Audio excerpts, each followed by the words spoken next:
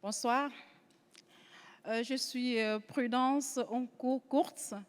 Je suis la fondatrice de l'association humanitaire Enfants d'Ongandi. L'association humanitaire Enfants d'Ongandi est une association qui a été créée en 2010 à Genève. Et en fait, la mission principale de cette association, c'est œuvrer pour l'amélioration des conditions de vie des enfants de la région d'Ongandi. Ongandi, c'est un petit village situé au centre du Cameroun.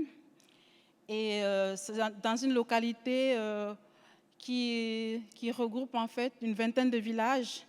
Et on a choisi le nom Ongandi parce que c'était le nom le plus facile à prononcer pour tout le monde. Donc, ce n'est pas que le village d'Ongandi, c'est vraiment une vingtaine de villages. Et c'est une région qui a une population d'à peu près 30 000 habitants et où il y a 60% de la population qui sont des jeunes de moins de 16 ans. Alors, nous, en fait, on a 3 domaines d'action, c'est l'éducation, la santé et l'eau potable. On a choisi ces 3 domaines parce que c'est vraiment des domaines qui sont liés l'un ou l'autre, parce que les enfants, quand un enfant n'a pas d'eau potable, il n'a pas la santé, et puis quand il n'a pas la santé, c'est difficile d'évoluer comme il faut à l'école. Donc, nous existons depuis 2010.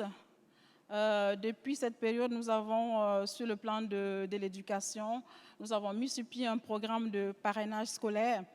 Actuellement, nous suivons 25 enfants qui bénéficient d'une prise en charge scolaire complète. Et nous avons aussi lancé des campagnes de distribution de kits scolaires chaque année. Cette année, en septembre, nous avons distribué plus de 500 kits scolaires constitués de cahiers, de stylos et de crayons. Et puis, sur le plan de la santé, nous soutenons les petits centres de santé dans les villages qui n'ont pas assez de matériel et qui, des fois, n'ont même pas d'infirmiers. Nous les accompagnons pour certains centres en finançant le salaire d'une infirmière ou d'un infirmier pour que le centre de santé puisse rester ouvert jusqu'à ce que l'État affecte un infirmier ou une infirmière rémunéré par l'État. Et nous soutenons aussi les enfants pour des cas de maladies ou d'accidents graves qui nécessitent beaucoup d'argent par rapport que les familles ne peuvent pas trouver, parce que c'est une région où constituée essentiellement d'agriculteurs, et c'est des agriculteurs c'est vraiment l'agriculture de base.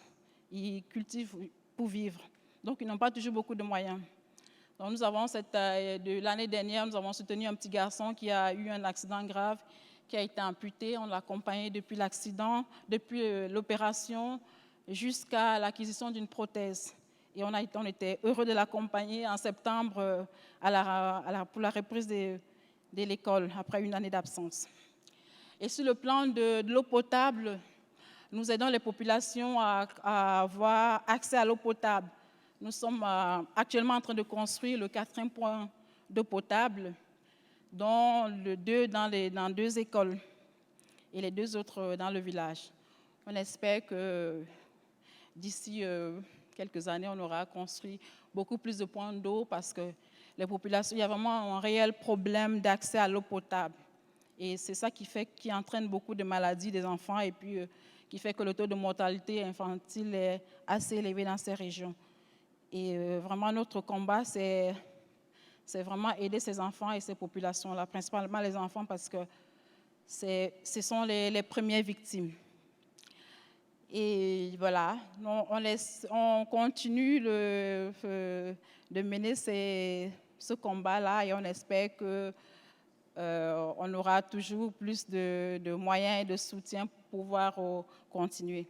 Et en fait, moi, je suis basée à Genève. On a une équipe qui est basée à Genève. On a une équipe aussi au Cameroun.